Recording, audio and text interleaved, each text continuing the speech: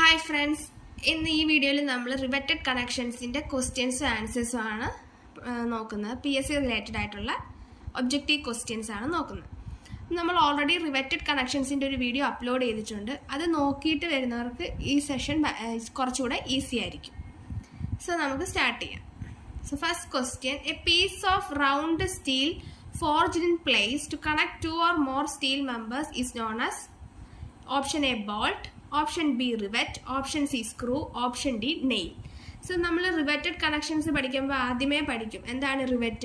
A steel round bar having a body called shank and head. So steel round bar rivet answer. So answer is rivet, option B. Next second question, the size of the rivet is expressed by option A length of shank, option B diameter of shank, option C type of head, option D none of the above. So the size of the rivet we shank diameter size of the rivet consider. So size of the rivet express shank diameter. So answer is option B diameter of shank. Next question, the rivets which are driven at atmospheric temperature are known as option A power driven shop rivets, option B hand driven rivets, option C cold driven rivets, option D none of the above. We already rivet in the types based on shape of rivet head, snap head, pan head, based on methods and place of driving of rivets, power driven, hand driven, hot driven rivets, cold driven riveted connections in the video we already discussed. So, we have a question, rivets which are driven at atmospheric temperature. So, rivets which are driven at atmospheric temperature and high pressure cold driven rivets. Atmospheric temperature high pressure cold driven rivets. So, option C is the answer. So, the next question, the most commonly used rivet head is option A snap head, option B pan head, option C flat head, option D all the above. So rivet based on the shape of the rivet head pala types ഉണ്ട്. Snap headed, pan headed, flat headed അങ്ങനെ കുറേ types ഉണ്ട്. So അതിൽ ഏറ്റവും common ആയിട്ട് നമ്മൾ use ചെയ്യുന്ന rivet head എന്ന് പറയുന്നത് snap head ആയിരിക്കും. So the most commonly used rivet head is option A snap head. Next, the diameter of the cold driven ranges from option A 6 mm to 12 mm, option B 12 mm to 22 mm, option C 22 mm to 32 mm, option D 32 mm to 42 mm. So cold driven diameter is option B 12 mm to 22 mm. Value number ortheka. Next, snap head of a rivet can be termed as snap head in the material pair. A round head, B button head, C both of the above are wrong, and option D both A and B. So snap head in a round head and button head and so the answer is option D both A and B. Next question, if the diameter of the rivet body is D, then the diameter of the snap head or pan head will be option A 1.4D, option C 1.5D, option B 1.5D, option C 1.6D and option D 2D. So, we have main diameter, rivet body diameter, that is shank diameter D and the diameter of the snap head pan head diameter is question. So, our answer is 1.6D. So, option C 1.6D. For rivet diameter up to 25 mm, the diameter of rivet hole is larger than diameter of the rivet by option A 1 mm, option B 5 mm, option C 2 mm, option D 2.5 mm.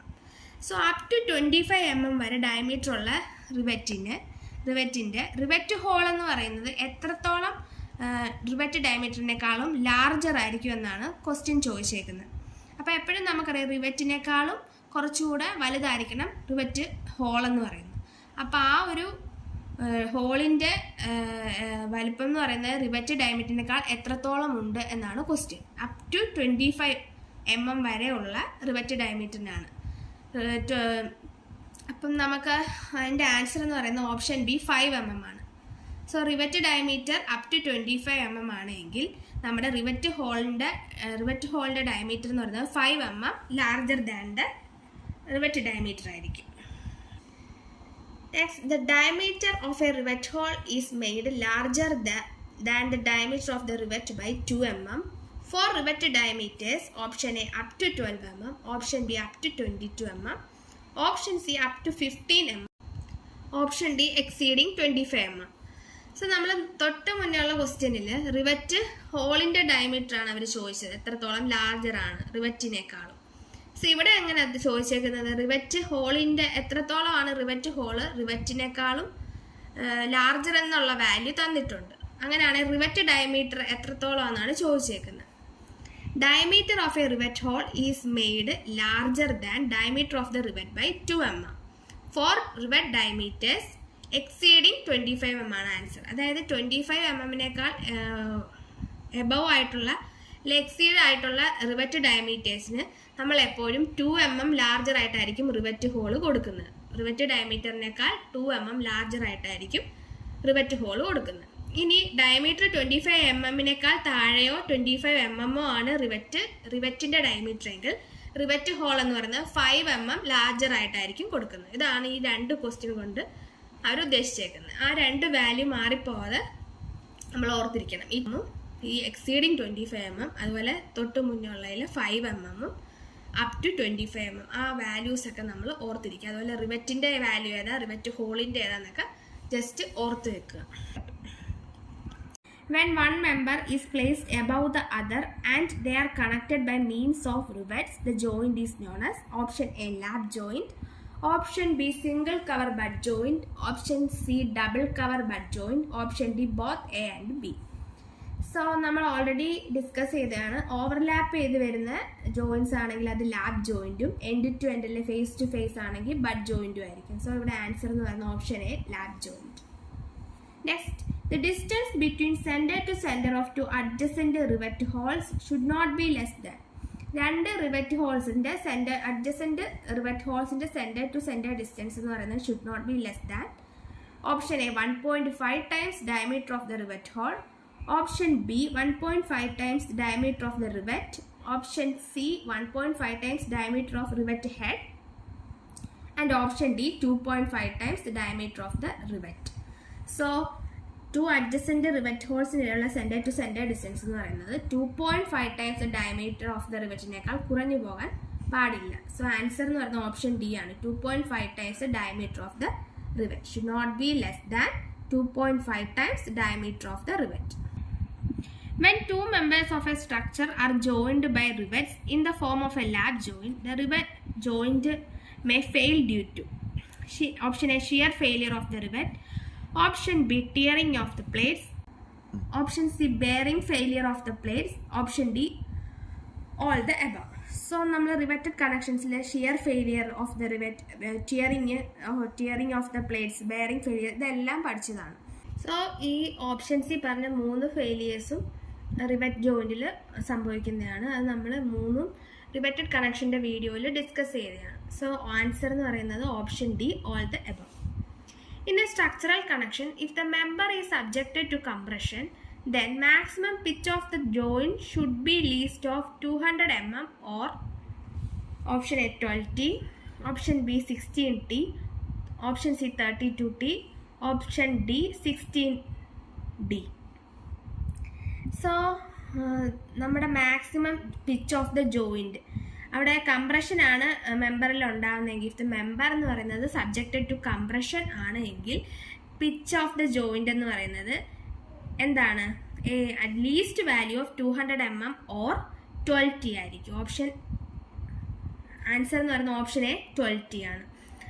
So മെമ്പറിൽ compression ആണ്, member എന്ന് പറയുന്നത് subjected to compression ആണ് എങ്കിൽ pitch of the joint എന്ന് പറയുന്നത് maximum പിച്ചാണ്. Maximum pitch of the joint എന്ന് പറയുന്നത് 200 mm അല്ലെങ്കിൽ 12 × T, അതായത് 12 × തിക്നെസ് ഓഫ് ദ പ്ലേറ്റ്.